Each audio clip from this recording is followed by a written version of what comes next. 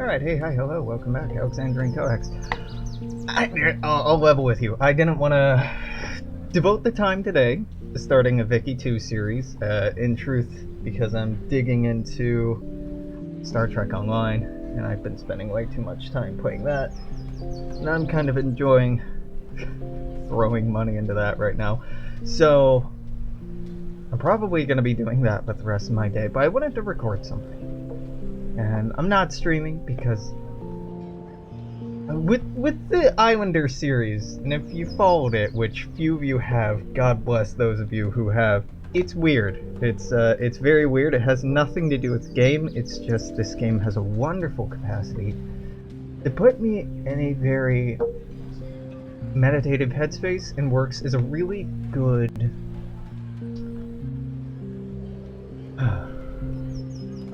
foundation for just talking, just a stream of consciousness. So let's hop into this, and we'll play it for as long as we play it. I don't really know that I have much that I immediately want to talk about. As in like 5 minutes ago, I just finished up the Midnight Gospel new series on Netflix. It's as I understand it, excerpts from a podcast series recut into a pseudo-narrative context, animated by Pendleton Ward of Adventure Time fame. And, you know, it ended up being quite moving. There's the conversations held are, and really you should just go check it out rather than listening to me abstractly try to describe it, but a lot of philosophy, psychology, spirituality, life and death, and meaning, and pain, and existentialism, absurdism, nihilism, all the isms. It's about life and death and consciousness and navigating it, and it was refreshing. It was really refreshing to listen to and kind of process along with. There's a lot of media, and media that I'm very fond with does this. A lot of media is about escapism to some degree, and that's talked about in some small way in the show as well.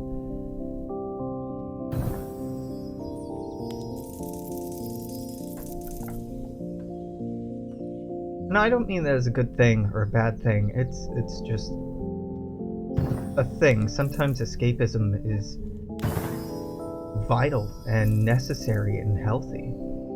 Like, it's a weird analogy, but we use painkillers, for example, to escape from pain. And that escapism is done for our health, for our sanity, for our well-being.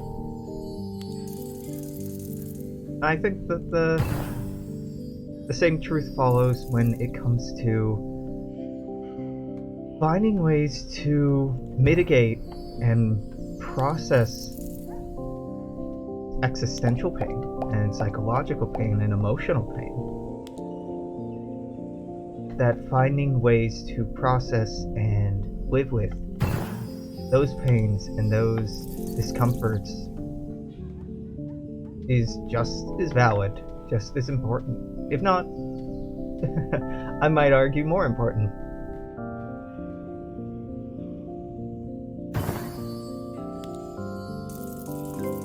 And if you know anything about me, if you've listened to me for any extended period of time, you, I am sure, are painfully aware that I am a obscenely cerebral person. So, listening into psychological, philosophical, spiritual, existential conversations having them is great, but listening, I really like listening. I really do. I like being in a room around people and just soaking it in. Just kind of feeling really grateful to be there. Really grateful to be around other people, to be experiencing other people, to just be there. And that gratitude, that enjoyment, I don't feel like it's based in a place coming from social isolation, because it really predates a lot of the periods in my life where I have undertaken and undergone extended periods of social isolation, willingly and otherwise.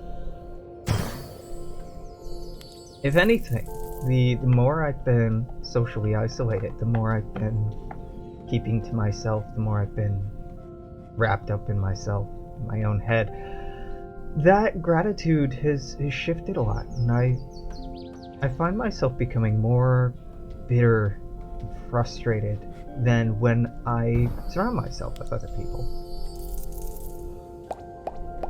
It's interesting.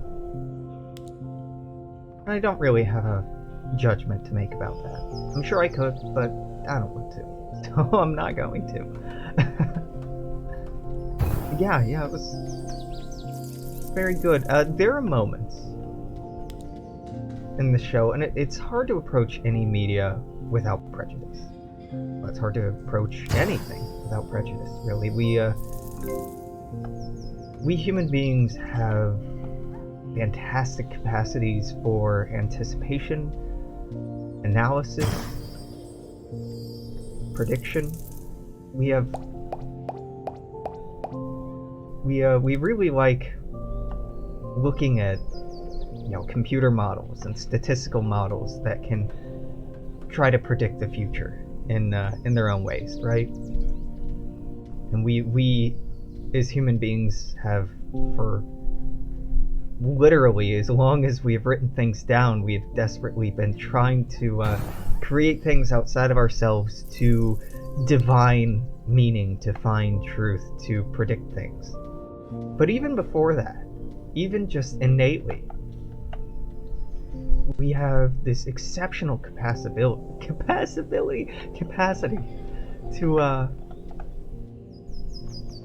imagine and project and plan. We have whole universes in our heads. It's incredible, but that does make it so that we do have unpleasant tendencies to approach things with undue skepticism or pretense. There's responsible skepticism. There's healthy doubt, right? So I try to approach a lot of media at first blush with an open mind. I think a lot of people imagine themselves doing. Now, if I succeed at that or not, who's to say? But I try, and there's the thought, at least, and well, that may count for something, it may count for nothing. I personally believe it probably counts for nothing, but all the same.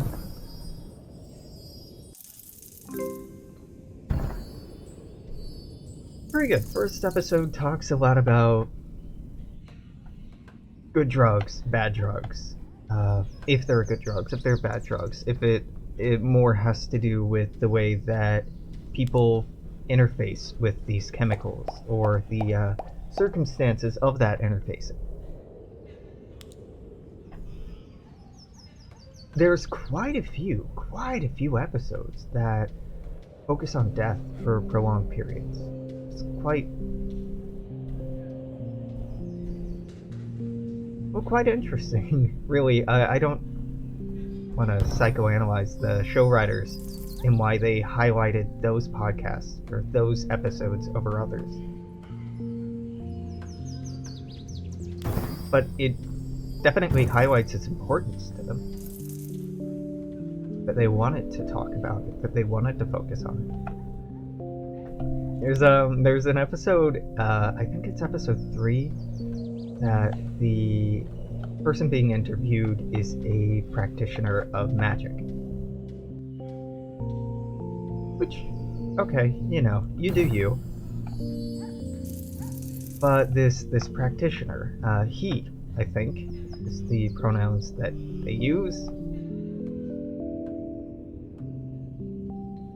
All they used was I, but they were performing masculinity quite well, so I'm gonna go with he, and you have my apologies if I'm misgendering this person, but I'm fairly confident that I'm not.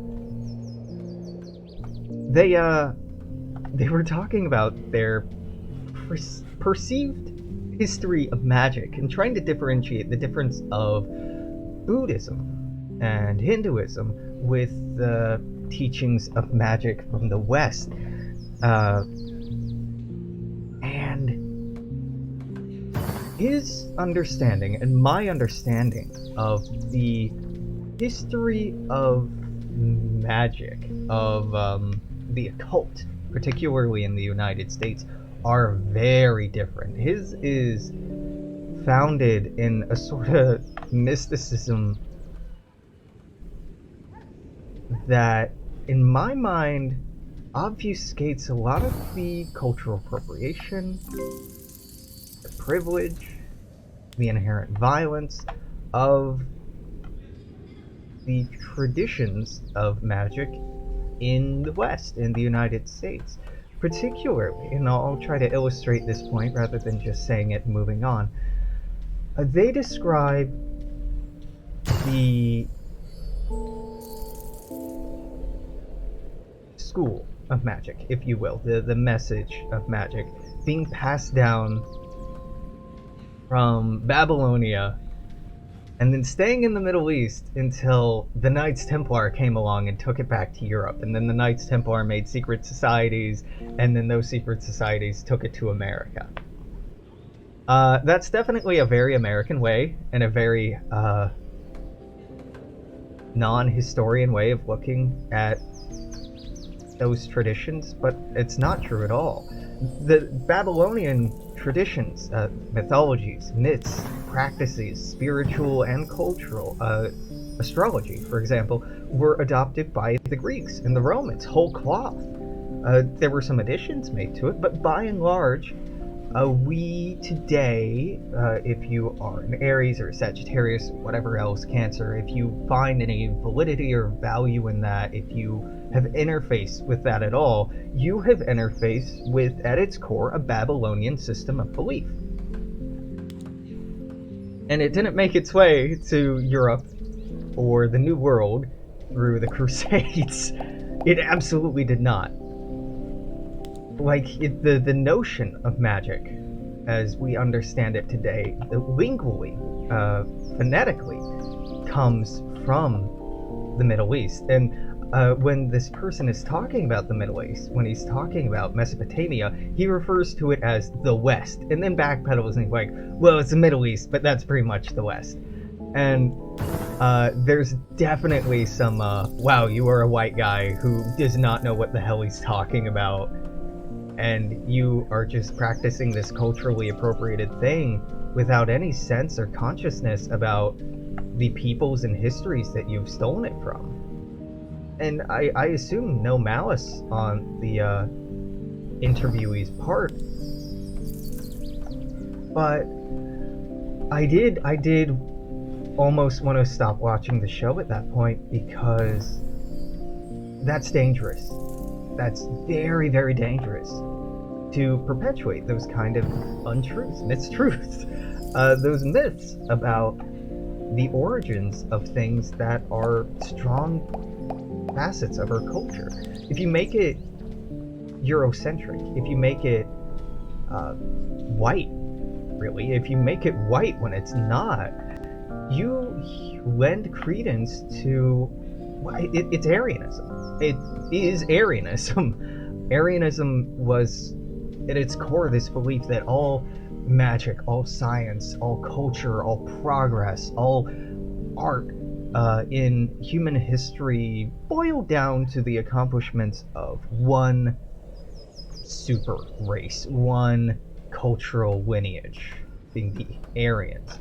And that any accomplishment of any culture or any race or any people just had to do with their proximity to Arianism or their adjacency to Arianism. Now, the interviewee was absolutely not using that sort of vocabulary, not explicitly, but they were leaning into using that kind of language and making assumptions based on that kind of framing, which is dangerous, which is highly dangerous.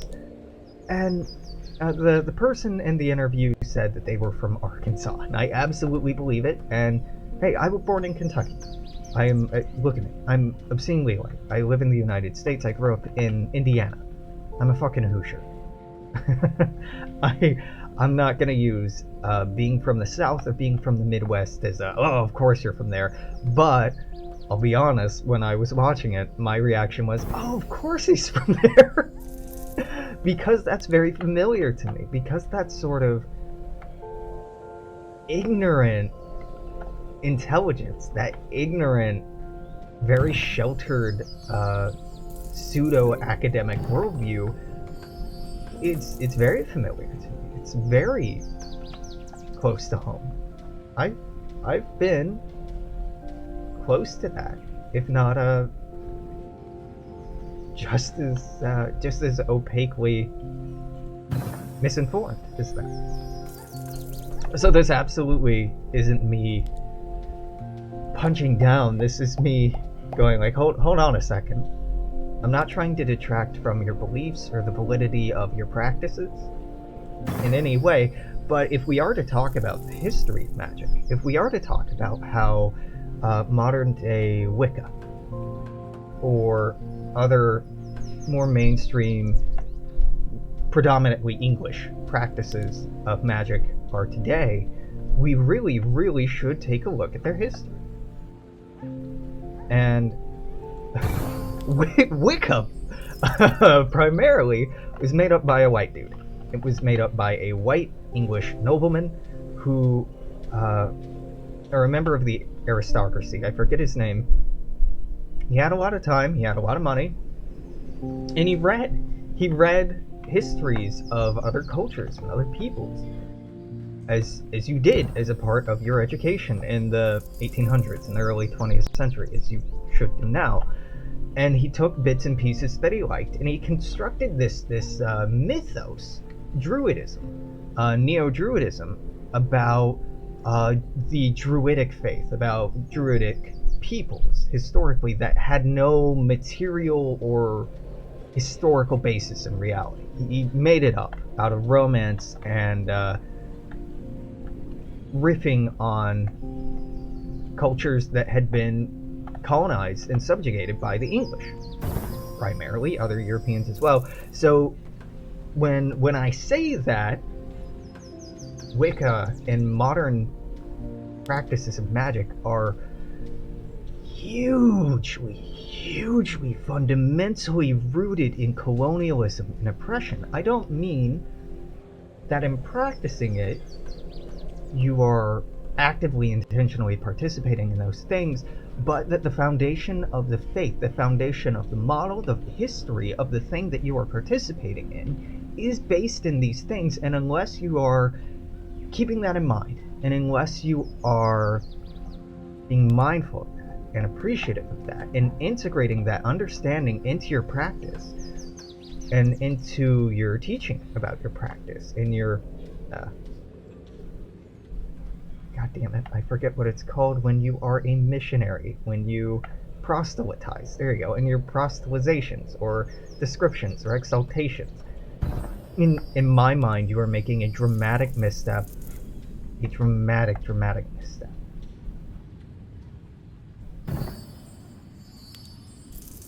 But I think it's a credit to the show that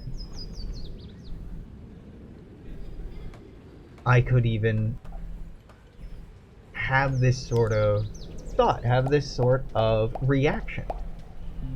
Because truly, it's rare that we get media that's willing to explore uncomfortable topics, impolite topics.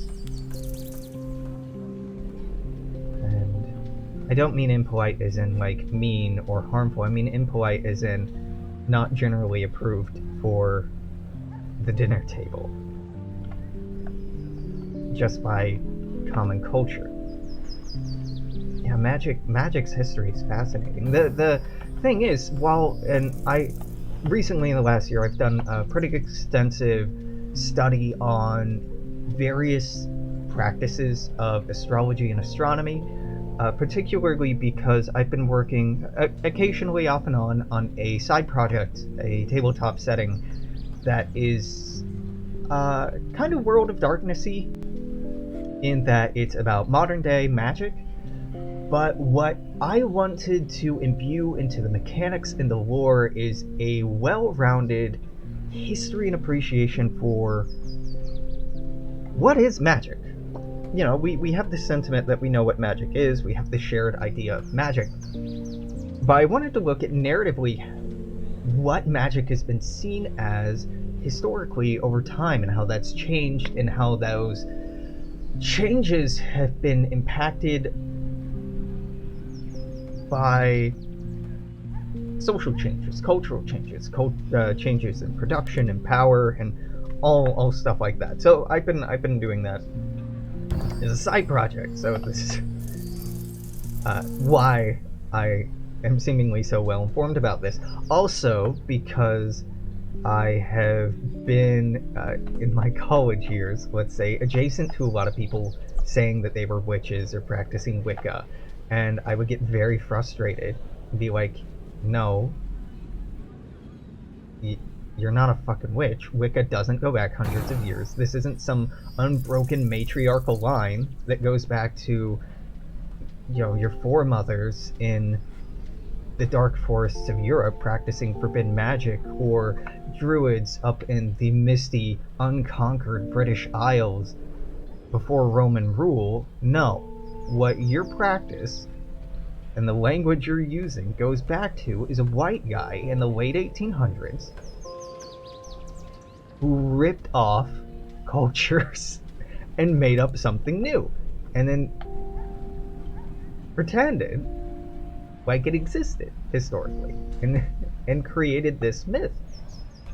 And not just a myth, but a profitable business around it. And that's really, in my mind, the sin of the thing. Because a lie is bad, but then once you start profiting off of the lie, it's really bad.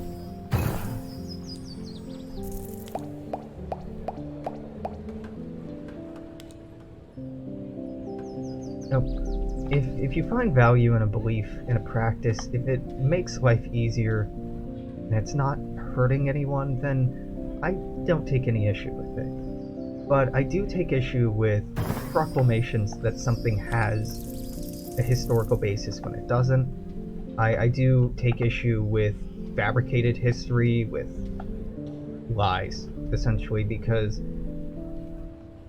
I don't know, I feel like that should be self-evident. I feel like history is sacred. It really is. It's something that we share. And it's a gift. It's a precious, precious gift that was carefully handed down to us. I mean, for the vast, vast majority of human history, we've been around hundreds of thousands of years. More or less as we are now, tens of thousands of years anyway. And written language is a fraction of that time, a tiny, tiny fraction of that time. There are so many stories and so many lessons from our ancestors that are completely forgotten, except by being passed down by oral history, the word. And, you know, there's value to that, but it gets lost. Like, imagine the work and the burden of, well, no, not the burden, the gift, the work of internalizing and memorizing your people's entire histories, all of their stories. And this is what our forebears did before we had the written word. They spent lifetimes remembering the lives and the stories of everyone that had come before them, because for human beings we have this sense, this conviction that posterity matters, that legacy matters, that our lineage matters, that the future, that our species, that we collectively matter. People who've come before and the people who've come after and the people who are here today all have value. It's incredibly moving. It's incredibly invigorating, and it's a big part of why I study history. Yeah, big part. So when we fudge history, or we move it, or we twist it to be more convenient, or to fit a narrative, we're not just hurting ourselves by lying to ourselves. We're not just hurting others who are around today by lying to them. We're betraying a great work of trust and love that has gone on unbroken for decades, centuries, and millennia. If there's one thing that makes us human, it has to be that. Yeah, that sort of betrayal, that sort of breach is just... it's devastating for me. It's absolutely devastating. As everyone who told you those stories, who wrote these things down so that their lives and their truths might be known, you're just saying that they didn't matter because they're inconvenient to you, and you're gonna rewrite their story to be what you want.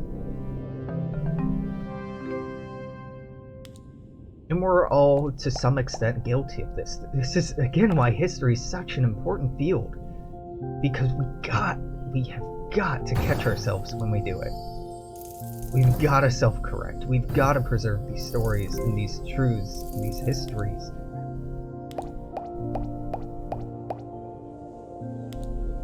Because if we don't, did they matter? Did they happen? Well, of course they mattered at the time. And in their experience, from their perspective, it happened. But if it gets lost to us, then it's lost entirely. And we as a species are... if there is a way that immortality can be achieved, if there is a way that the heat death of the universe can be pushed back, I think we'll find it. I think we'll find it because it isn't some new sensation that's a thing that we want and need and we're longing for. No, that's an old sensation. I feel like it cuts to the very roots of who we are culturally as human beings.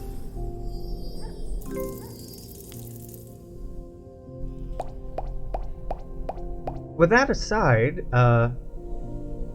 in that same episode, see, I remember where I was coming from. I don't always do a good job of remembering why I started segueing, but I'm working on it. In that same episode, the interviewee is describing the differences in his perception, or their perception, of the pursuit of enlightenment through Eastern terms and the pursuit of spiritual sort of enlightenment, the same thing, through the practice of magic. And in his words, it's the same thing, except magic takes that experience and like powers it with jet fuel. It's like, yeah, dude, you don't see how that's problematic. You don't see how just like ugly and American that is.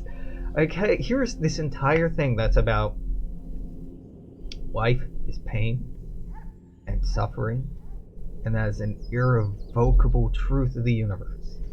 And the best we can do is to love one another, to try to mitigate that pain, to accept that pain, and live despite it, and to try to find inner peace, reach nirvana, reach enlightenment. That's beautiful. And your sentiment is that takes too long? Fuck you. You're missing the entire point. But okay, I'll detract that, right? I'll take back that. But it's astoundingly American what he's talking about, this attitude. And it wraps around to, and you should watch the show for yourself. It wraps around to the core of this isn't to become enlightened. No, enlightenment's only step one. Okay, so you've culturally appropriated enlightenment. Gotcha. And you don't recognize that you've done that, even though you've blatantly done that. Unknowingly, but it's there, comrade. And then you're like, yeah, the original belief? Nah, it's not as advanced as what I'm doing. So then he starts going on about how the real work comes after you reach enlightenment, because when you reach enlightenment and you die, everything just gets erased, right? Your soul gets washed clean, and you go do the whole thing again, which is, okay, cool mythos. Alright. How is that a bad thing? But apparently that's a bad thing, because it's the death of the ego, and Americans love ego. We love ego. We celebrate it, and masturbate to it, and worship it, and we put on such a fucking altar. The sentiment is, you create a solar body, which is this body of the soul. And if you reach enlightenment early, before you die, before you ascend or whatever, that you can then put the work into creating this solar body, wherein you can live outside of time and space and be immortal. And okay, there's the twist. This isn't about accepting pain. This isn't about accepting. This isn't anything like Buddhism or Hinduism. This isn't about accepting reality for what it is. This is about denying reality. What you've done is said, yeah, I'm enlightened, but I want to have this too. I don't want to let go of this. And God, it's an astounding insight, and really, it's just a reminder to me of like, yeah, this is why I don't find any, like, this is why I don't respect this. This is why I have no value in my mind for this, because it's derivative, it's appropriative, and it's blind to those things. And it's hypocritical. It says it's about the essential same precepts, but it's not. It's in denial. It's in frustrated, rampant, bitter denial. Of course, the interviewer is not questioning people. He's not attacking people. It's just listening. And there's a lot of value in that. There's a lot of value in that. Just trying to have conversations that are uncommon, unlikely, and give a platform to that. To provoke thought from people, to provoke conversations, to expose people to new ideas. That's good work. That's really good, valuable journalistic work. You're expanding consciousness, you're expanding awareness, you're expanding knowledge, you're expanding people's worlds by doing that. Not metaphorically. Internal worlds are being expanded. People are considering possibilities, ways of life, schools of thought that they may not have considered before, and that is significant, important work. Man, I'm just loving that I decided to record right when the trash was being taken out, but trash is always going out somewhere.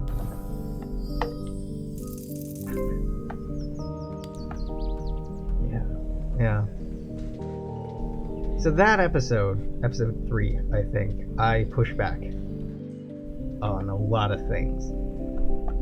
But still, it was worthwhile. Even if I was like, that's not historically correct, and also that's inconsistent, and you don't seem to have a academic understanding of the thing that you're doing, which, is not a sin in and of itself, but then posturing as if you do, then we have problems. I'm okay with somebody saying, hey, I'm a lay person, but this is what I believe because I believe it. Sure. But when you start constructing fictional histories, then you get me being like, no, wrong, no, absolutely not. That's you back off. Because again, for me, it's about legacy. It's about respect, not for your audience particularly, though that's a part of it. It's respect for the billions who have come before us, the lives and experiences and truths that you are misrepresenting. That's what is unconscionable to me, and really fires me. I get this way when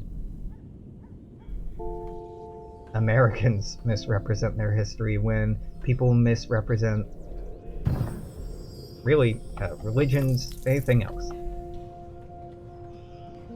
The truth is so fucking important. And it's ambiguous. Truth is relative, and God, isn't that fantastic? Just that it's all relative and wishy-washy, but it's also so damn important to get right at the same time. It's an illusion. Truth, ultimately, at the end of the day, is an illusion. Truth is it's a faith. It's a practice of faith at its core. When you and I agree that something is true, we are embracing, without real evidence, that both of us are experiencing the same thing. That you are real, I am real, we are real together, and we're sharing this together. That community, that camaraderie, that humanity is forged in that moment, right? It's the first part, it's the first philosophical moment that the human mind goes through, or that I suppose a sentient mind goes through, but I can really only talk from the human experience here. And without that first philosophical step, you are trapped. You're absolutely trapped and alone. And most people make this, accept this, make this realization, make this commitment to this faith. And again, it is a faith because it has no basis in irrefutable fact. Reality could be the machinations of a torturer, of a mad god, of a sick mind, and sometimes it is a machination of a sick mind. And if you're experiencing it, you can't tell the difference. I know that you and I and everyone want to think that if you're having a dream, you'll realize it's a dream, and sometimes you do.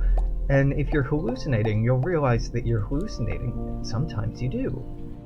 But most of the time you don't, even if you practice years and years and years to get good at it. For example, I had sleep paralysis last night.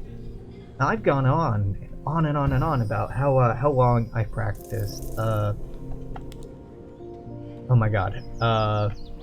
lucid dreaming, how in control I am in most of my dreams, and how I feel like I've made such incredible progress with that over the years, and how dreaming is so important to me, and yada yada yada. And if you haven't heard that, well, there's a brief summary. But last night, I had a dream where I couldn't wake up. I couldn't wake up, and I couldn't move, and I kept trying to open my eyes, and I'd open my eyes, and I couldn't move. But the thing is, I wasn't really opening my eyes because I didn't realize that I was asleep still. I woke up into a second dream. And I was full of panic and fear and anxiety, and I don't remember why I was afraid. It's been hours at this point, so the memories are just gonna keep fading longer and longer until they become a reconstruction, completely fabricated representation of the story. But I was so afraid I didn't have the wherewithal to consider that the room I was waking up into was not my room. This was not my bed. This was not the same bed I had fallen asleep in. This is not the same world I had fallen asleep in, and I wasn't out yet. It took me until I actually woke up to be like, oh fuck. Alex, come on, you should have known better than that. You should have done better than that.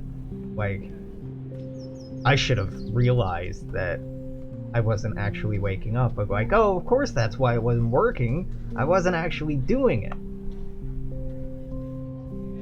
In dreams, I have this experience that you can do anything. You can make anything happen. How do you do it? You just do it. You just do it. For me, it's like making art, or music, or writing. You don't think about it, you don't premeditate it. The longer you do that, the more you complicate it. The more you plan out the steps, the longer you draw it out, and it stops being the thing.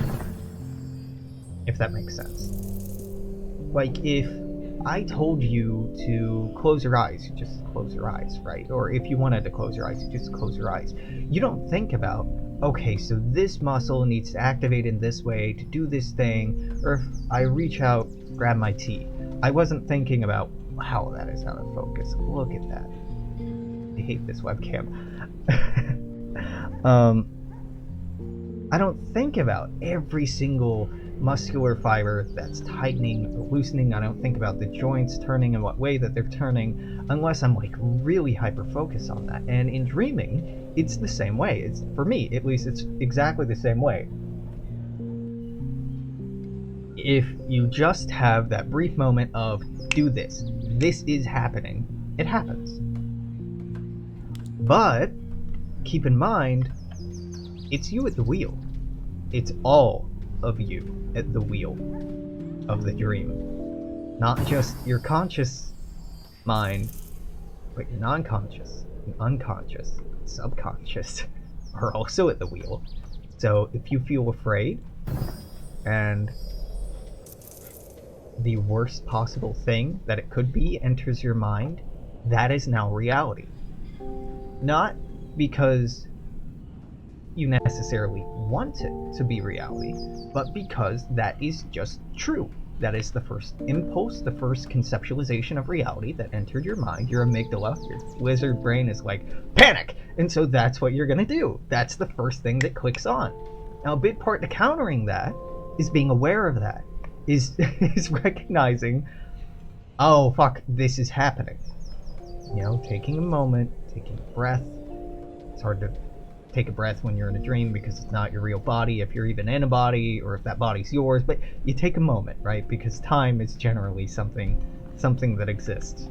Our brain still exists within linear time even when we're asleep, because we have a really hard time getting outside of that framework. I've never had a non-linear dream. I've never experienced non-linear time. I'm not saying it's impossible, just I've never heard of it. I would be very impressed if somebody had. And then I would be even more impressed if they found a way to articulate it in a way that made any fucking sense. But you take that moment, and instead, no, it's this. Or, okay, it's this, but this. And yeah, like there's no mechanism to it. There's no, it's just assertion. It's just creation. It's just, at first there was nothing. And God said, let there be light, and there was light. Right? It's just that simple. There is nothing, and then your brain says, there's something, and there's something. So how do you make something? Just say, there is something, and it is.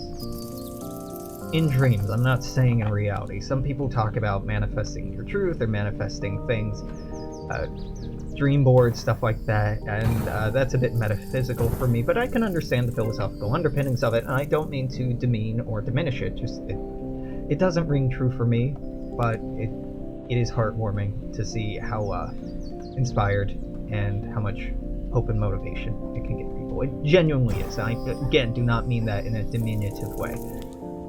But in dreams, it really is, in my experience at least, just that simple. Just do it.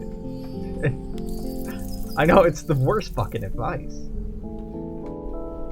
When I talk about this a lot. As a teenager, I was clinically depressed. It went untreated up until this day. I've treated myself. I've studied psychology, anthropology, philosophy, religions, and counseling on my own, and I've found things that work on my own, but I could still benefit from counseling, no doubt. It's something that I was planning on pursuing this year, but well, we put a bit of a damper on that with the whole COVID-19 thing, me having to quit my job because they wanted me to keep going in. It'll happen, maybe, eventually. Yeah, it's an aspiration of mine. Where was I going with that? See, I said I was doing so much better with the segues. Talking about dreaming, I was talking about where did dreaming come into this? A lack of control. Backpedal, Alex. Backpedal. Don't remember. Don't remember. Oh well. Well, I hope it was... I hope it was a logical connection there, all the same.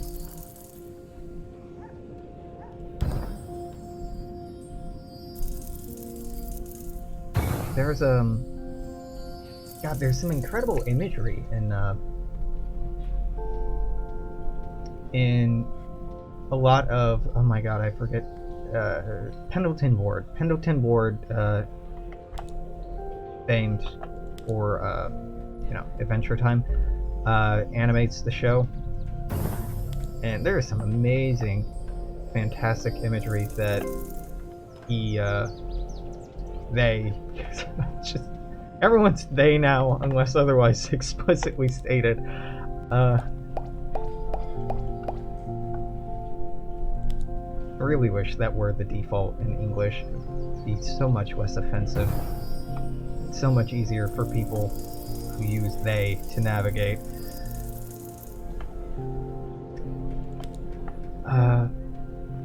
Yeah, there's one episode, it's about death. Now, I didn't catch this until, God, like halfway through the fucking episode. Maybe not all, but most of the characters introduced in that episode are tarot.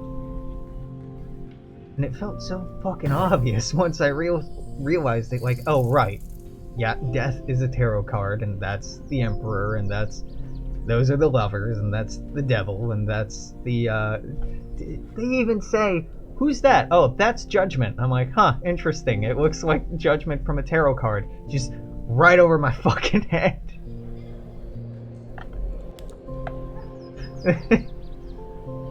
And then there's the, God, it's not the Tree of Life, oh,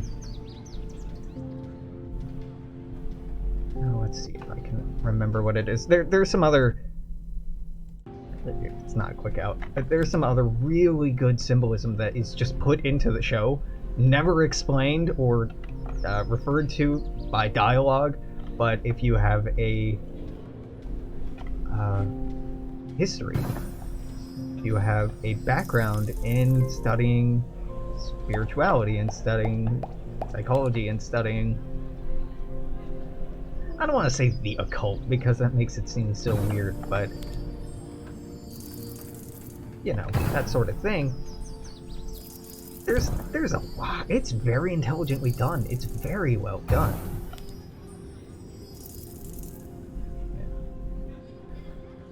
Yeah, so I thoroughly enjoyed it. At this point, I've talked enough about it that you should, you might want to check it out. I'm not gonna say it's gonna blow your mind. It definitely has some like, oh man, I've had these conversations while high kind of feel to it at sometimes. But the last episode is incredibly touching, and I'm not gonna say anything more than that. Will the series continue? Will it not? I don't know. I'm glad it existed. It was a good experience.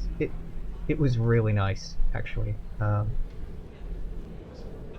You know, sometimes we need small wake-up calls to realize how much stress we're internalizing, to realize how much we need to just take a moment and breathe and release and be present. And I know seems common sense, right? But motherfucker, the world's damn near falling apart right now.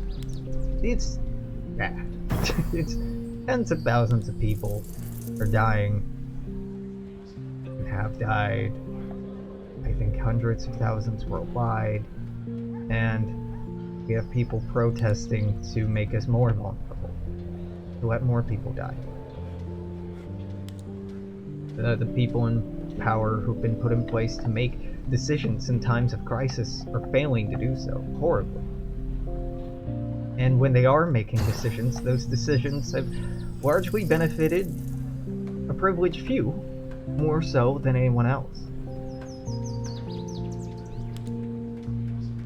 Explicitly, in fact. And like 31% of Americans were unable to pay April's rent. 31%. Now, some people, hopefully most people, by the end of April, will have gotten their first, God, I hope it's the first relief check. But it's $1,200. $1,200 couldn't pay a month of my rent. Comes close. But doesn't do it. That number is likely only to go up. Now, people are saying, well, there's extensions to unemployment. Yes, and we are seeing millions and millions of people on unemployment. There are more people on unemployment now than ever. If you look at a spike of usage for unemployment, it's like, let's start over on this side so it reads left to right, because you're American probably, and this is how you read, or you're European and this is how you read. It's like, beep, beep. Oh, here's the 80s. Beep, beep. And then just a fucking line that just keeps going up in orders of magnitude. There are more people on unemployment today than I think have ever been on unemployment. Not at any one particular period of time, I think in the consecutive history of the program. And if we're not there yet, we're getting there. That's fucking insane. It's insane. Yeah, unemployment's okay, but it's not enough. And some people, like Bernie, have said, well, you know, it's incredibly important to get money to the people as quickly as possible and consistently as possible, and the best way to do that is through the payroll system. Existing payroll systems, because it would take time and effort and yada yada to set the logistics of this up, and if you know, literally every day we don't do this, people are going hungry. Absolutely valid. But Bernie, people like me are not on the payroll system anymore because we had to quit our jobs in order to stay safe. Now, I'm doing okay. I have savings that will last until the end of August, and I'm already looking for virtual commute work right now for some companies I'd actually really like to work for, doing very, very cool stuff. I honestly don't expect a callback, but, you know, that'd be great. I'm not too worried about myself right now. I'm really not. I'm horrified for more vulnerable communities. It came as no fucking surprise to me when statistics started showing that communities of color and poor communities particularly have been drastically disproportionately affected by this crisis and have it's enraging because the fucking American media will talk about how these people working essential service positions are heroes. They're not fucking heroes. They're not.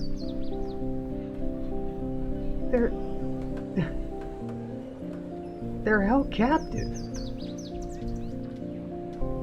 They're hostages to capitalism. By and large, most of the people working, it's, you know, your grocery store or the hardware store or your fucking TV repair person or cable repair person or plumber. They want to be home, safe with their family. They don't want to leave, most of them. And most people are pressured into working because they're afraid that they're not going to be able to pay rent. They're not going to be able to pay their mortgage. And if they don't pay the rent, they don't pay their mortgage. Maybe they won't be kicked out because of laws in place right now. But what they owe is just going to accumulate this month and next month and the third month and the fourth month. And then once everything finally lets up, they have to pay everything that's backed up. And they have no way to do that. If nothing else, all they're doing right now is accumulating debt. They're just becoming more and more literally indebted to the system if they don't put their lives at risk. So fuck you, Time Magazine, for making essential workers your person of the year, giving them, you know, a pat on the back and sending them off to their graves. What if we just protected those people? What if we nationalized those positions, protected those people, enforced quarantine, and kept people safe? What if we provided universal basic income so that people, if they wanted to, did not have to work? So that the people who chose to work really were heroes, really were people who are making this valorous, selfless decision, as many are, particularly in medical fields, to go and put themselves at risk for the public good, for their loved ones and their neighbors who are taking these risks knowingly and consensually, and not because they are pressured to by the economic system that they live in. Now, I don't want to detract from people who've made a conscious decision, conscious effort to volunteer, to work, if they didn't have to. Because I could, and I'm not. You are doing an incredible thing. Genuinely, you're doing an incredible thing. I want you to be able to do that out of love and compassion and humanity. I don't want you to have to be doing it out of fear.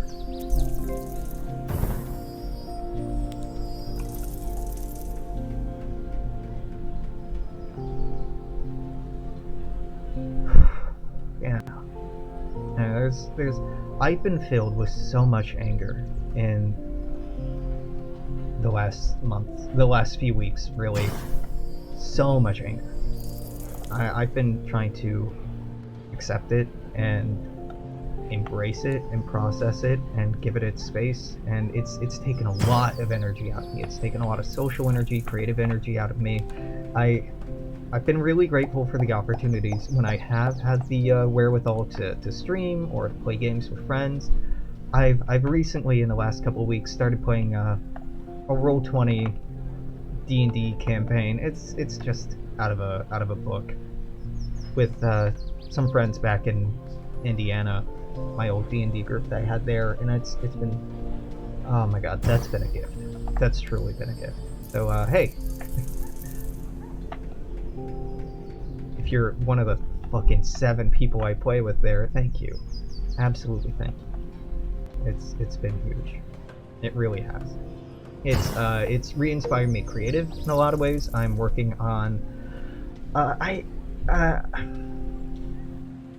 two tabletop projects that two tabletop campaigns, let's say, that I'm considering running, and I'm drawing up some framework and some rule sets for those. It may happen, it may never happen. That's not really the point. It's the fun of the exercise, really. And I've been really grateful to have that sort of creative energy reinstilled and reinvigorated. The campaign itself kind of sucks. It's Storm Giant. It's the Wizards campaign that's about the god of the giants going on holiday because of his wife or some shit, and that broke some agreement between dragons and giants, and now they're just running rampant and going to war with each other, and the lesser or small people are caught in between. It's a very interesting concept. Some things in it are incredibly well written, like the encounter tables are great, the art is magnificent, the lore is very cool. The balance is sadistic, like not hard, just stupid. There are some real questionable assumptions. And I had like an hour-long bitch fest after our last session with most of the group, just where we tore apart the book and what it expected from us up to that point, just being like, this is completely unreasonable. That was incredibly cathartic. So it's been nice. It's been nice, despite the game. We in nerdy circles talk a lot about like something being a good game or game of the year. There's a lot to be said for a bad game being fun, for a bad game being enjoyable. And not just shaming something because it isn't perfect, but, you know, embracing the jank a little bit and learning to like and love and accept something for what it is. There's a lot of, I mean, like Islanders. This is a piece of fucking art, but, you know, if you're watching this, I'm willing to bet it's not for the gameplay. God, I'm sure there's some Twitch channel or YouTube channel out there that really dug into the mathematics of this game and how to do it perfectly, or get the high score or min-max it all to hell, because that's who we are as gamers. That's gamer culture. I personally don't use gamer as a self-identifier because it's so associated with very toxic people and practices, and just a lot of misogyny, a lot of racism, a lot of just cis-het white American dude culture. To put it bluntly, it's not my jam. Growing up, I thought that was my jam. Growing up, I thought that was the world's jam. Because, you know, we're taught that it is, as I've gotten older and wiser and more well-studied and well-rounded. I've been like, oh no, this is terrible. This is toxic and gross, and I hate it. I hate it. I want nothing to do with it.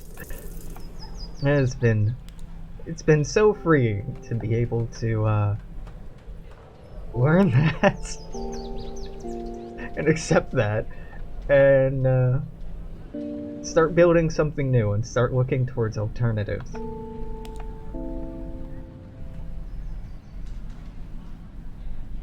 Yeah, so like I said, I'm doing fairly well, despite losing my fucking mind.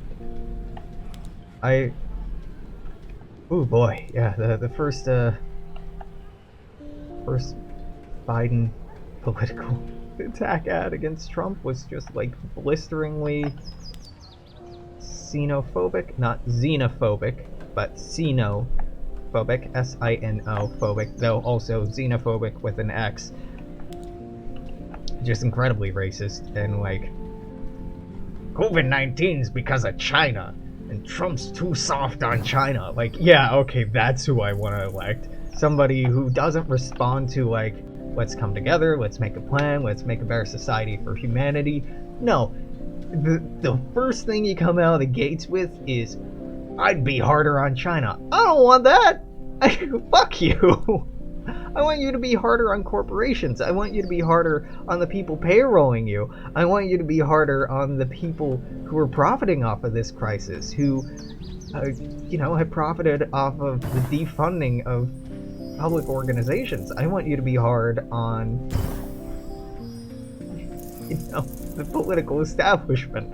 What I want is a meaningful, genuine reform and change, and foundations put into place to mitigate something like this were it to happen, when it's to happen again. Diseases are not going away overnight. This particular disease is going to linger on for a long, uncomfortably long time.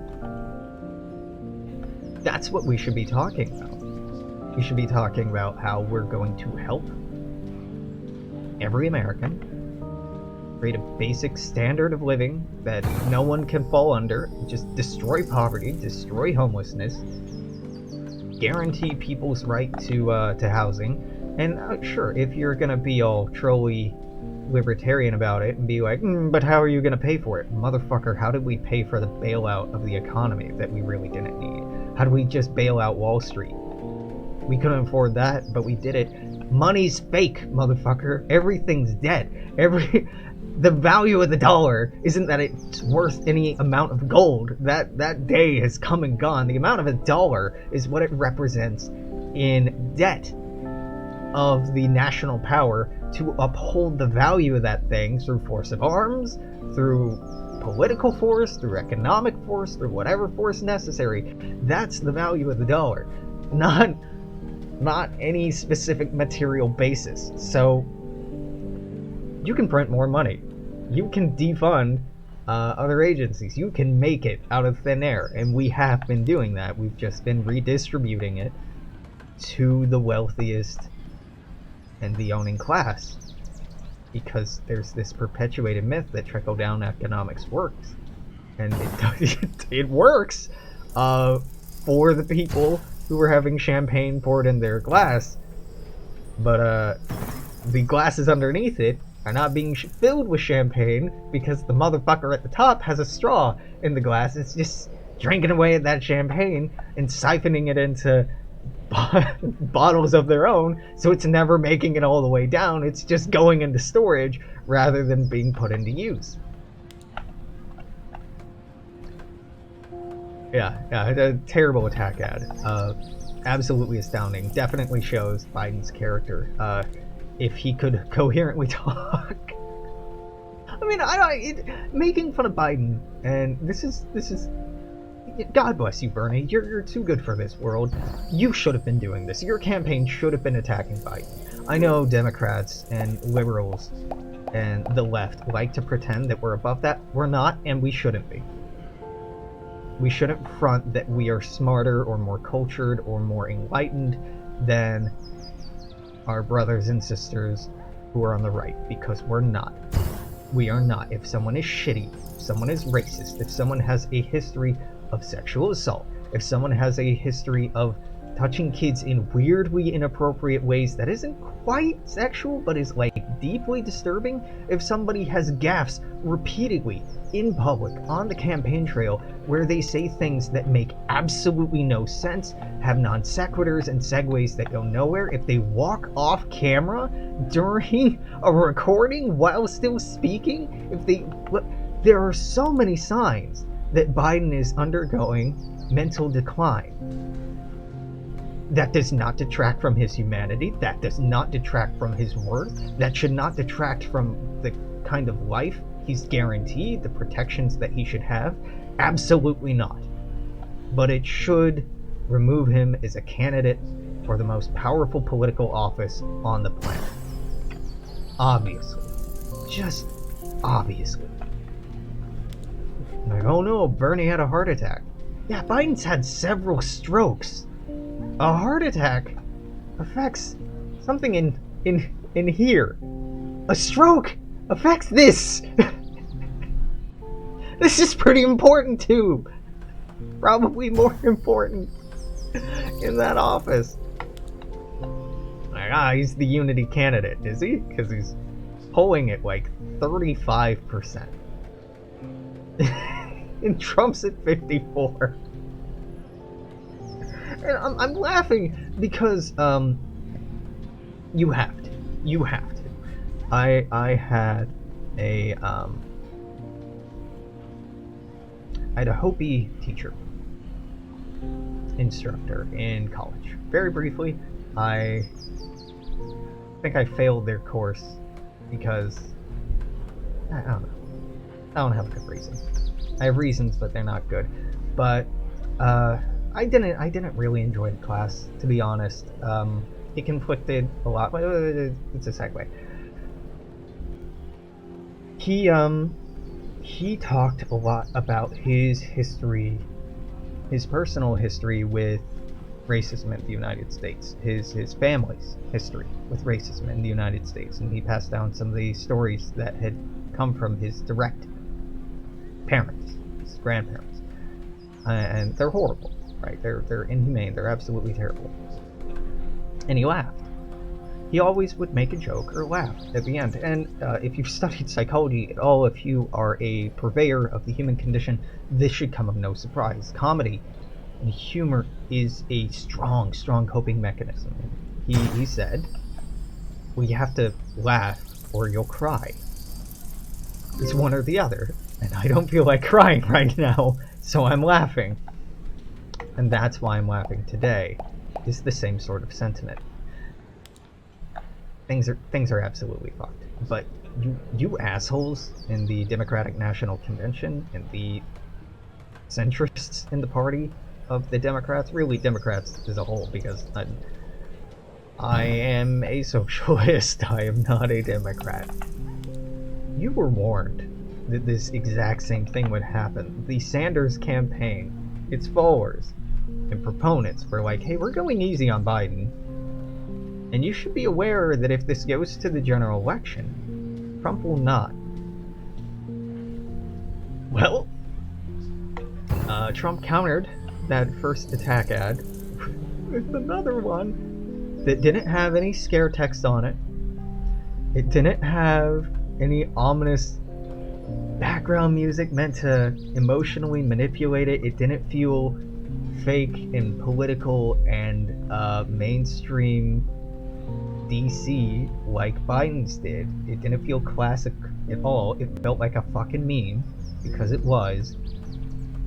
It was just a clip of Joe Biden saying a lot of fucking weird things, talking about when he'd go to the pool, he'd put his leg in the water and his leg hairs would stand up and kids would like rubbing his leg hair and watching it come back up, and that he loves kids and loves having kids bounce in his lap. And then segue into something completely unrelated to that. And if you were thinking, Alex, this can't be real, this is out of context, this has got to be edited.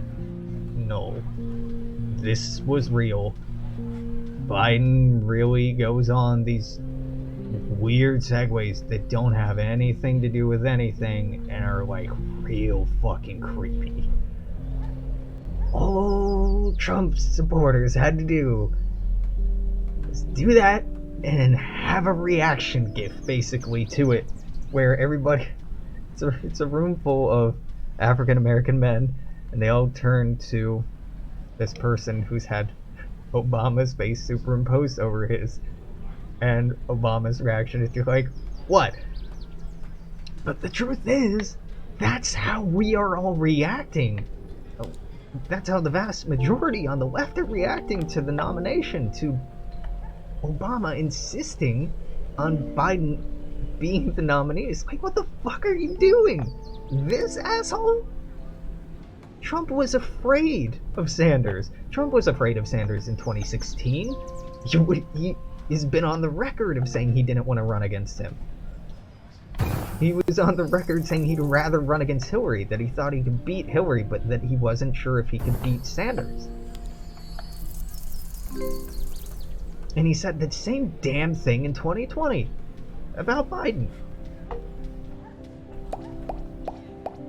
And the DNC either wants to lose or would rather lose than reform. Like that's really the only perceptible reasoning for any of this, right? And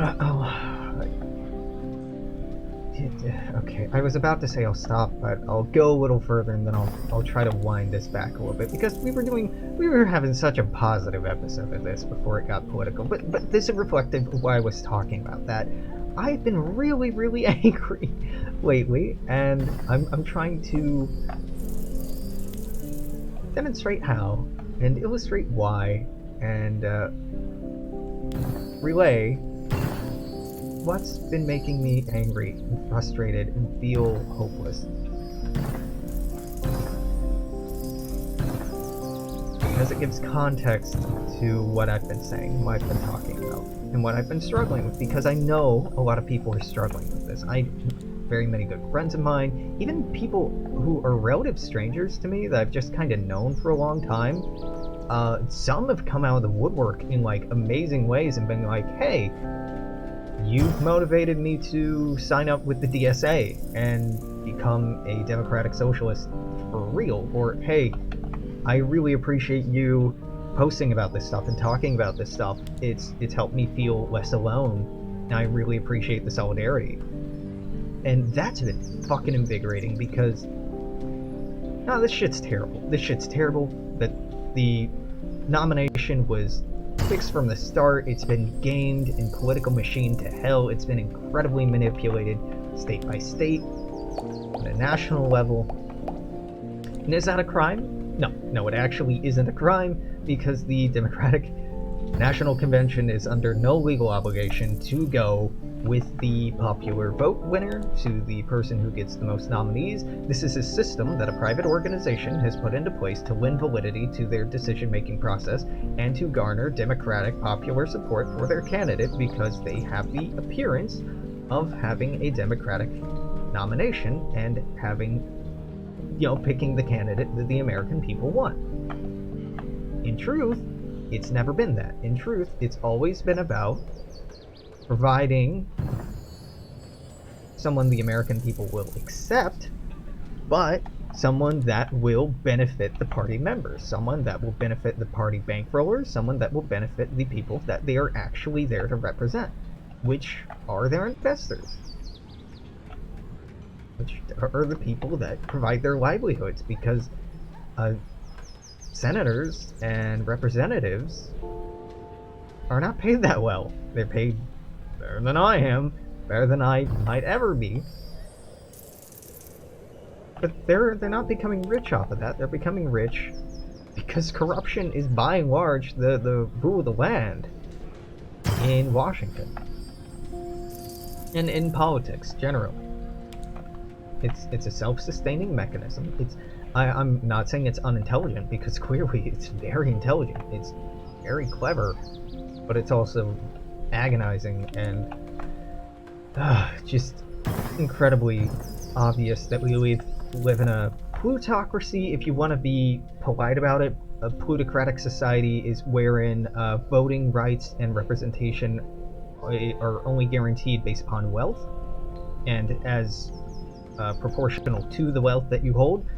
I would say we are more of a kleptocracy, because I believe that all wealth and excess labor and excess value produced in capitalism is theft.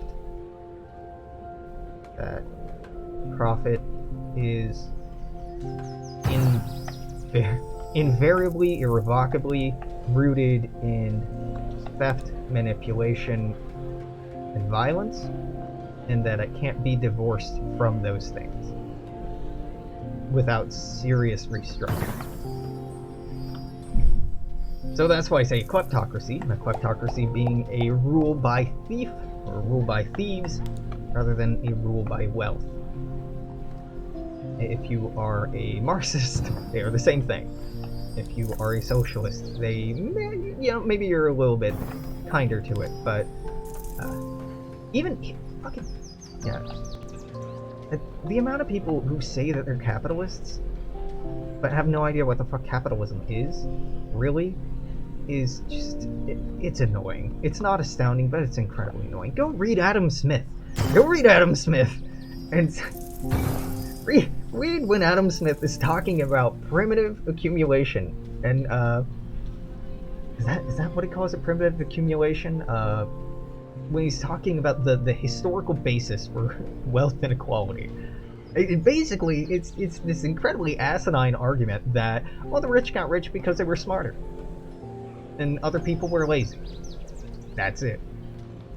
Yeah, doesn't have anything to do with taking wealth from other people, committing acts of violence to enforce your will upon other people, to make other people conform to what you want, because I don't know, Adam. It seems like you're missing a big part of the picture here, Mr. Smith. And Trump in, I think in Das Kapital, he makes fun of this notion of primitive accumulation. Yeah, I mean, Trump read Smith. Of course he did. Trump, wow, nice, Alex. Actually, I doubt that Trump read Smith. Oh my god, Marx. Oh, that's a weird Freudian slip. Is that even a Freudian slip? Man, that's some weird inverted shit going on in my brain. No, but Marx read Smith, absolutely. You have to in order to critique it. In order to respond to it, you gotta know your audience, gotta know what you're speaking to. I'd be surprised if Trump read it. I'd be surprised if Trump really read any book on economics in his life. He's wealthy, on paper. Presumably. We've never actually seen a tax return from him, so he could be a pauper. In all likelihood, he's probably, like, substantially under debt. I would conjecture that Trump is probably substantially indebted to international financiers, and that debt is being used to make him take certain actions, have certain priorities for the benefit of these invisible benefactors. This isn't in some conspiracy kind of way. No, it's just when you own a business, if you have investors, you make the investors happy, otherwise you get fucked. Especially if you work in the real estate industry in New York during the 80s and 90s, and even early 2000s, when there was a heavy link to organized crime. You don't piss off your investors, because your investors probably have friends in Moscow or Sicily, and you don't want to meet those friends. You don't want to anger those friends. Yeah. So I imagine Trump is not a incredibly, entirely stupid person. He's just doing things for selfish, self-interested reasons. I don't think he's ever read a book on economics in his life. I don't think he's had any formal background in economics. He runs almost every business he runs straight into the ground. It almost seems intentional. If it didn't make him so damn angry, I would say it's so intentional, but with the kind of emotional control that he possesses, I think he's just really bad at it. He inherited a fortune and has just fucked it every single step of the way. It could just be that I don't think he's smart enough for this, but there's an argument that the losses have been intentional, that these have all just been laundering operations, and that all the losses have been accounted for and have actually been move to holding companies or offshore accounts, and that it's just a way to siphon money for some reason. But really, that doesn't make any fucking sense, right? Like, why would you need to do that in the first place if you had the money to start with? So who knows? Maybe it's a scheme, but I think he's just an idiot. But yeah, the United States from the beginning was never about representation of the common man or woman. It was fundamentally about representing wealthy people. It was about representing businessmen, people who had to pay those darn import taxes, people whose businesses were affected by it. The American people weren't actually revolting, by and large, because their representation was that bad. I mean, it was bad, but it was bad everywhere in the British Empire. They revolted because people with money told them to. And people with money were like, hey, you should have representation, and I will pay for you to have a gun, for you to fight for that representation. Me? No, I won't fight. I'll just pay for a private army, or raise a private army, and start using my newspaper to pump up why you need to revolt. I will use my control of the means of production, the means of communication in this isolated colony to fabricate, to manufacture consent for a revolt. I will create popular support even if it does not exist. That's what happened, kids. The American Revolution has taught us, like, we inspired the French. We were so big and so brave. I mean, no, we weren't. If you look at the actual numbers of people who fought in the American Revolution, it wasn't like everyone took up guns.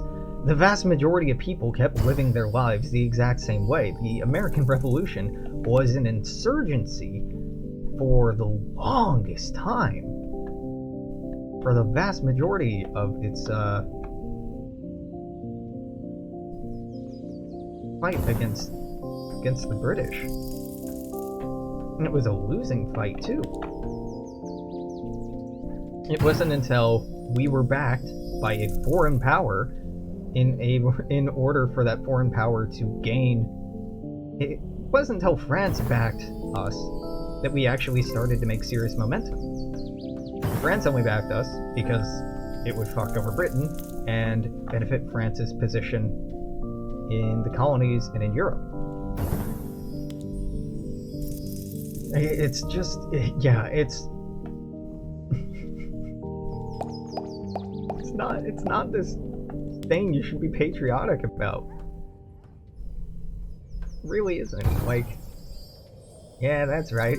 My great-great-great-granddaddy fought and died because some asshole who worked in imports and exports, who also owned the local newspaper, told him that the mean old king was trying to take away his freedom and stealing all of his money. So he took up a gun that nice businessman paid for and gave him, and did whatever the businessman said. Like, the American Revolution is a business coup. It really is. You know, yeah. We've been a plutocracy from the beginning. As a republic, we were built modeled off of Greece. We were built modeled off of Italian republics, which were plutocracies. We were modeled off of... We talk about Athens as being this classical center of democracy. They had slavery. They had widespread slavery. Athens, the Athenian League, enforced... They had democracy for Athenians, for Athenian men, but they did not have democracy for non-Athenians within the... was it the Athenian League? God damn it! What was the name of the league that they? Ah, minimize. Oh, hey, it's still playing. Oh, no, there it goes. Athenian League? The Delian League. The Delian League, founded in 478 BC, was an association of Greek city-states, number of members numbering between 150 and 330, under the leadership of Athens, whose purpose was to continue fighting, this isn't the one I wanted, the Persian Empire after the Greek victory in the Battle of Palatia at the end of the Second Persian invasion of Greece. League's modern name derives from its official meeting place, the island of Delos, where congresses were held in the temple and where the treasury stood until, as a symbolic gesture, Pericles moved it to Athens in 453 BC. Is this the one I'm thinking of? After the war. Yeah, sure. I think this is the one I'm thinking of. All the same, Athens constructed a largely mercantile empire enforced by its navy, by which it unified these other city-states.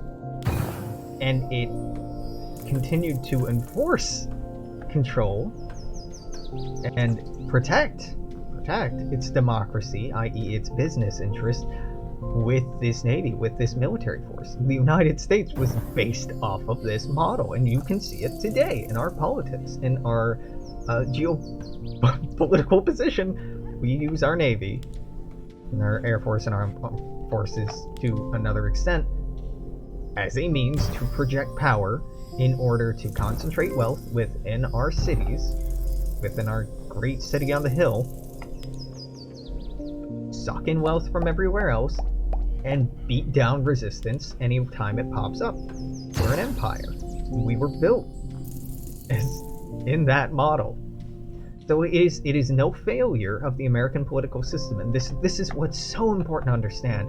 How bad things are now for your average person in the United States, how bad they've been during the Great Depression, how bad they've been during slavery, how bad they've been during periods of massive social inequality. It has not been a mistake. These are not failures of the American system. These are not hiccups on the road to utopia or a more perfect union. These are by design. The system, by design, in intent, was made to profit, protect, and perpetuate people in power, and to create the illusion that there was a path to that power, a way for people to gain inclusion in this inner circle through participation in this legal political system. But the legal political system was constructed in a way so that popular support did not necessarily mean that a law got passed or that something changed. Not at all. Far from it, in fact. There have been numerous historical figures, numerous American politicians, presidents, senators, congressmen, who have talked about democracy, the will of the common man, the will of the mob is how it was often expressed historically, as being one of the most dangerous forces to the United States, that the common man didn't know what they really needed or didn't know what they really wanted, that it was the job of the educated aristocracy, even though they weren't aristocracy technically, because we did away with nobility here in the United States, right? Pay no attention to the Bushes or the Trumps or the Clintons or the Kennedys or the fucking just any of the political families, the Roosevelts. No, don't look at them. Don't look at Carnegie's. No. We did away with aristocracy here. We don't have aristocracy here. We don't have nobility. No, Jeff Bezos is basically High Duke of Cascadia. No, we don't have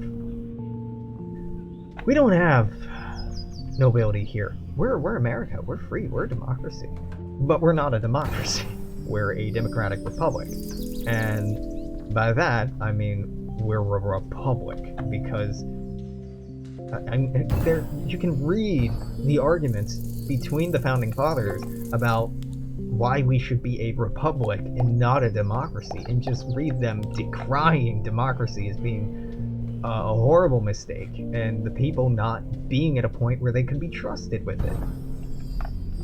there's this notion. It was very popular in the late 1700s, for most of the 1800s, and even today there's this sense of paternalism as being a intrinsic role of government. Paternalism literally meaning parentalism, right?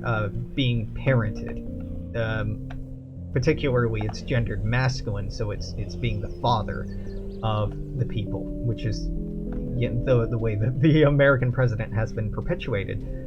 Even Uncle Sam, to that extent, or when we talk about Uncle Joe, when we refer to to Joe Biden, Uncle Joe, we use these affectations to describe and imbue the person that we're speaking about or referencing with this force of paternalism, this very Christian, though it's fairly widespread, but very, very Protestant and Catholic, and it's very imbued in a lot of religions, but for Americans, it's particularly the big two for our founding families, that I know better. Dad knows best. Your parents know better than you do, and they're the ones who are educated, they're the ones who have money, they're the ones who have power. You just pick one of the smart people, pick one of the people in power to represent you, pick one of the good people to represent you, and they'll do all the hard thinking for you. They'll do all the decision making. You just pick whatever one wears the right color suit, or you want to go with the blue sexual predator or the red sexual predator. Yeah, you like the color blue more? Okay, we'll go with them. That's essentially it. That's the model, is that, well, we obviously have done it.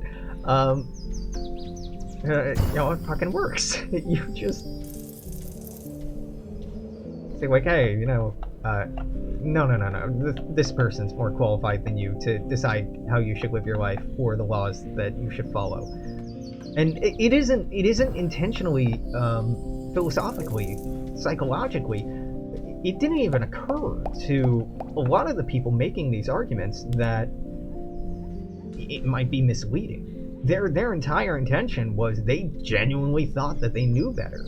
And a lot of people in power, a lot of people generally assume that they know better than other people because we are egocentric creatures. And egocentrism in the West is, again, hyperinflated to the point where it's incredibly dangerous. But when these founding documents were laid down, when these founding institutions were created, it was done so with the intention of a more benevolent, a more representative form of authoritarian control, but still authoritarian. Yeah, we were modeled off of Rome and ancient Athens. Like, we were modeled off of empires very intentionally, because that was the end goal. The end goal was to recreate the Roman Republic, wherein wealthy aristocrats ran everything under the illusion of it being a republic run by the people, when it was never run by the people.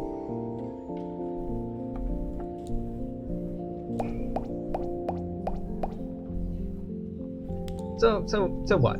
So what, Alex? Okay, maybe all of this is true. Maybe it's all been fucked all along. So what? So just, like, give up? No, don't. Because our revolution was not the only revolution of the last 300 years.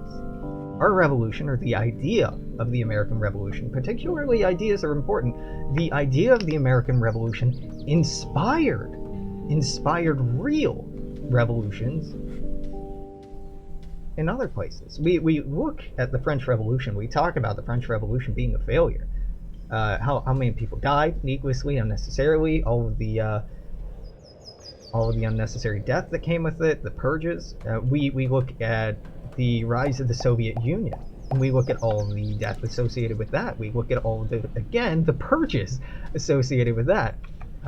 Even we get to Mao and in China with their Great Leap Forward and their idea of constant.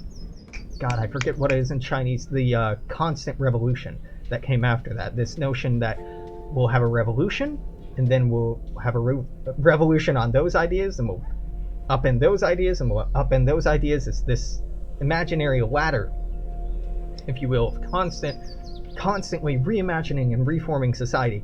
What it did was basically just turn the youth into kind of like a military police force, where they just kept on attacking people who had like actually made the revolution happen as being not revolutionary enough. And it had some flaws, but we've seen successively ways that these ideas have gone on to form more lasting and more closer to these true democratic, true humane, true representative societies. The Soviet Union obviously misstepped with Stalin. Grossly misstepped with Stalin. Even Leninism and its insistence on this strong state had great potential to be a deeply corrupting force, and you see that all it takes is one opportunistic person like Stalin in some exceptional circumstances, like say a world war or a pandemic, for them to be elevated into positions of power that are absolutely astounding. So I definitely sympathize with libertarians and with anarchists who are like, we gotta do away with government entirely, but I disagree. I fundamentally believe that the state has the capacity to be a force for good. That human cooperation on certain levels, when you're dealing with hundreds or thousands or millions or billions of human beings, you need some infrastructure in place to help. Otherwise, it is too decentralized to effectively take advantage of that mass of potential. But returning to what I was saying, we've inspired better and better societies with good ideas, with genuinely good ideas, with beautiful notions, with false promises maybe, but beautiful notions.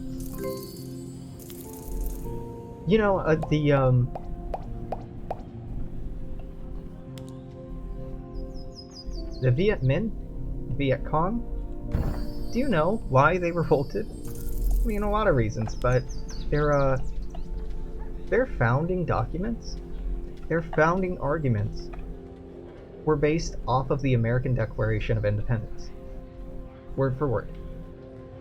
When the Vietnamese were trying to revolt from French colonial rule, which was appalling, if you look at what the French did in many of their colonies, how they, it appalling.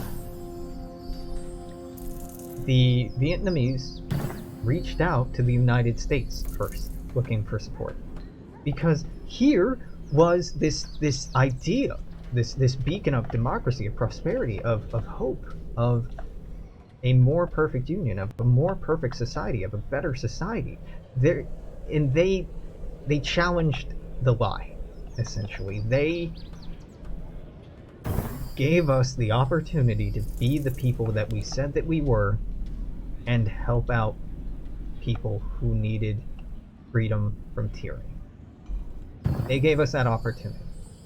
The United States could have turned on France, could have turned on de Gaulle and said, no, you know what, these people have to go free. England, you have to let your colonies go. We could have done that. We were in a position of power. It would have pissed them off. It would have probably torn apart NATO, and we were unwilling to risk NATO. We were unwilling to risk our strategic position with relation to the Soviet Union, so we turned our blind eye to horrible colonial crimes, to the founding of apartheid, to slavery, to just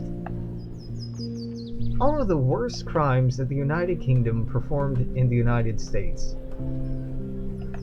All of these terrible things that we imagined that the Soviet Union were doing, done to the same fucking extent, just hidden and obfuscated because the peoples that it was done to weren't, well, one, their histories weren't preserved. And when their histories were preserved, they were often in conflict with the colonial histories. So when white people went and recorded the histories and had to decide whose side of the story to believe, they went with the oppressor because they were of the oppressor. Vietnam and so many countries in Africa could have used our help if we were who we pretend to be. If we were the good guys. But we're not.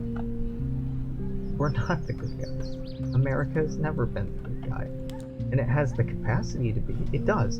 We do have the capacity to be that more perfect union, to be a good, humane, egalitarian, forward-thinking. We can be the light that shines around the world. We can be the light of liberty. We absolutely have that capacity, but it's a choice to be that. And that choice, in my mind, comes down to a conflict between capital and humanity. And we have consistently in this nation, made the choice to side with the side of capital. Not occasionally, not as a fluke, not under certain administrations, consistently. Because that's what the system was built to do. Yeah, Vietnam came to us first. And then we turned them down. We sided with the French. We even backed up the French in trying to stamp down the nascent rebellion. So, nowhere left to go. They turned to China. They turned to the Soviet Union. Because they desperately needed help.